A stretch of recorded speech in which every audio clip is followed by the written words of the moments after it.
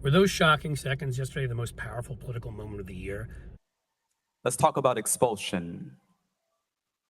For years, one of your colleagues who was an admitted child molester sat in this chamber, no expulsion.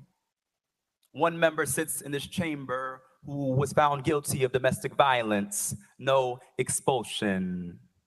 We had a former speaker sit in this chamber who is now under federal investigation, no expulsion. We have a member still under federal investigation, no expulsion.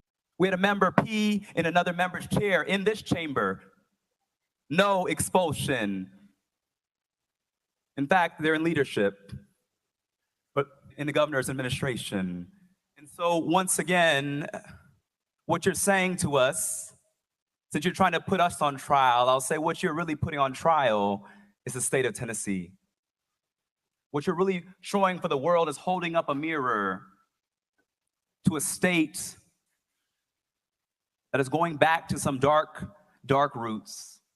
A state in which the Ku Klux Klan was founded is now attempting another power grab by silencing the two youngest Black representatives and one of the only women, Democratic women in this body. That's what this is about. Let us be real today. Absolutely, I'd argue they were. I'll give you 3 reasons why, but first let's tell you a little bit of history. There was a shooting in Nashville, a mass shooting, another. People were angry, kids were angry, 3 kids were gunned down, another 3 adults were gunned down. So what did they do? They marched on the Capitol, they protested. What we do in this country, our history of how we make our voices heard, that whole free speech thing. They showed up at the state capitol, and 3 members, Justin Jones, Justin Pearson, and Caroline Johnson, stood with them. For that, of course, Republicans decided that was something they could not accept, and they were going to expel these 3 members.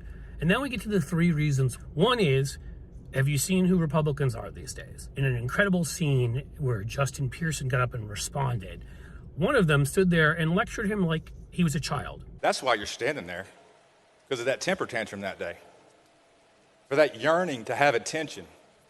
That's what you wanted. Well, you're getting it now.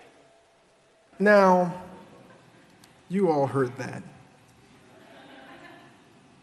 How many of you would want to be spoken to that way? How many of you would want to be spoken to that way? We're not talking about politics. We're not talking about even gun violence. How many of you would want to be spoken to that way? These are the people we're talking about, these white mediocrities who've always had this privilege and have always ended up in these positions of power just because of who they are. And so they can't stand their being challenged. This eloquent young Black man, it was the perfect response. Second of all, it's gun policy. There's a form of privilege here. They don't care. They don't care how radical they are. 92% of us support universal background checks. 75% support an assault weapons ban among Gen Z, which you saw in that Wisconsin Supreme Court vote the other day where we won in a 1-point state by 10 points.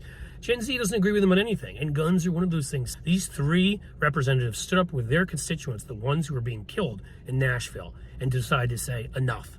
Do you know who hasn't been kicked out, as he pointed out in this amazing speech? Child molester. Republican former House Speaker who was under federal investigation. Another who was under federal investigation. Someone who committed domestic violence. None of them were worthy of expulsion. They're white and Republican. Number 3, and this is the big one, of course, racism. In the end, they didn't kick out Caroline Johnson, the 3rd of these 3 protesters. Yes, and we're going to fight hard to get him back. Why do you feel like there was a difference in the outcome? It might have to do with the color of our skin. Look, the history of Tennessee is clear. A certain 3-word organization that I can't mention here on YouTube was founded in Tennessee. There have been numerous racist laws passed there recently that have taken books out of schools that are about famous Black figures. These young Black men don't have a right to speak back to these white mediocrities the way they did. It's simple, plain racism. Caroline Johnson knew it. They know it. Justin Jones himself referred to what was going on there and said people finally nationally are getting to see that it is not a democracy in Tennessee. Michael Beschloss, the historian, compared it actually to something he saw in 1930s Germany. That's where we are right now. So yes, this was the most powerful political moment, these seconds, because these young Black men stood up for what was right. They were expelled. They're going to run again in an election, a special election. They will likely win. And now heroes have been created. This is a democracy. We'll fight for it.